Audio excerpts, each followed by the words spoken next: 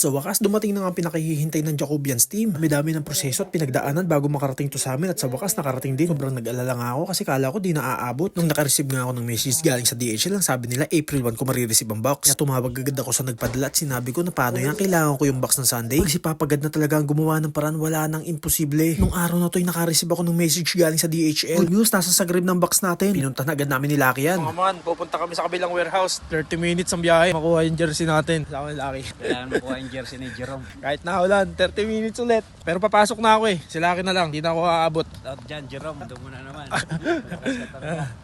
And I would like to say thank you so much from our sponsor from Pakistan, Yaqub family, especially for Mr. Shabir Yaqub. We are Jacobians community from Croatia and Europe. We are thankful to our Jacobians family from Pakistan for this excellent gift. Thank you so much. Siyempre excited na kami ni Lucky niyan. Ang una kong ginawa, sinigurado ko munang wala talagang naiwan. Buti naman, God bless at wala naman talagang naiwan. Kompleto ang lahat. May nakakita ko na uniform ni Lucky, binigay ko na agad. Nga niya nasusukat bakas na sa mukha niya yung saya. Siyempre nakaka-proud naman talaga dahil sa konting pagbibideo natin, nakakuha tayo ng sponsor galing pa sa ibang bansa. Ito na may pinakitaan pa tayo ni Lucky ng konting biceps niya. May abs rin yan, hindi lang pinakita kasi isang buo. Sabi ko, itago mo na lang, baka wala pa. Napakaangas, outfit check. Siyempre, hindi mawala ang ating bida, baka Boss Jaden niya. Natapos ng sukatan at pinalagyan ko na ng pangalan bawat isa. Basic na lang kung iabot natin sa mga player natin yan. Kaya sa Jacobians teams, be proud. Maraming nagtitiwala at nanonood sa mga laro natin. Huwag kayo mapapagod o magpapabaya sa sarili. Laging magpapakondisyon at magpalakas. Magtiwala sa taas at mananatiling bilog ang bola.